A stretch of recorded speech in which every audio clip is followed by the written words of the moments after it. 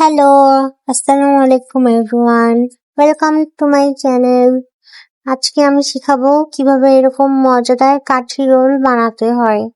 তো ফার্স্টে আমি একটা প্যানে অল্প কিছু পরিমাণ তেল দিয়ে, এটা অল্প না, তাও যাই হোক কিছু তেল দিয়ে ওটার মধ্যে আমি ম্যারিনেট করা চিকেন গুলা ভেজে নিচ্ছি। কিভাবে চিকেন ম্যারিনেট করতে হবে সেটা আমি ডিসক্রিপশন বক্সে দিয়ে দিব। তো আমি চিকেন গুলো এখানে ভেজে নিয়েছি। চিকেন গুলো আগে ম্যারিনেট করে রাখলে অনেক ভালো টেস্ট আসে আর অনেক মজা হয়। তো এখানে আমি চিকেন গুলো ভেজে পরে একটা বাটিতে উঠায় নিছি। তো আমি আরেকটা বাটির মধ্যে এখানে কিছু পেঁয়াজ কুচি নিছি, লবণের লবণ দিছি, ওটা মরিচের কুচি, আর 3টা ডিম লাগবে। ডিমগুলো সুন্দর করে ওগুলোর সাথে মিশাই নিতেছি, আমরা এটাকে ফেটানো বলি। তো সুন্দর মতন ফেটাই নিতেছি, এরকম সুন্দর মতন ফেটাতে এরকম ফমি ফমি হবে। তারপরে এখানে আমি একটা প্যানের মধ্যে একটু তেল দিয়ে একটা ফ্রোজেন পরোটা ভেজে নিচ্ছি।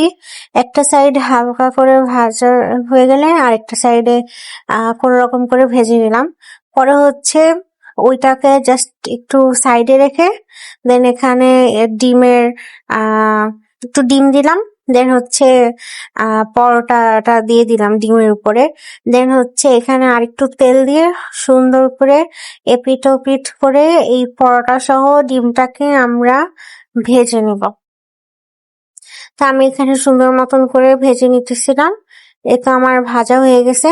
এখন আমি আমার এর আগে বাসি একটা সিঙ্গারার পুর ছিল, তো সেটা দিয়ে আমি জাস্ট দিয়ে নিতেছি। এটা অপশনাল, এটা না থাকলেও চলবে, বাট আমার ছিল তো আমি কি করব, এর জন্য ভাবলাম দিয়ে দিই। এই আলুর পুরটা মানুষ দোসার সাথেও খেয়ে থাকে, এটা খুবই মজা ছিল।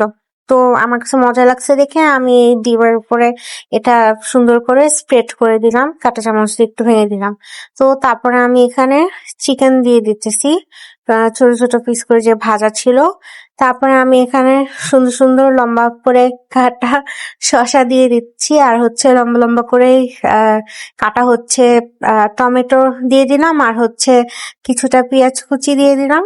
আর এখানে আমি একটা সস দিতেছি, সসটা হলো তেঁতুলের সস।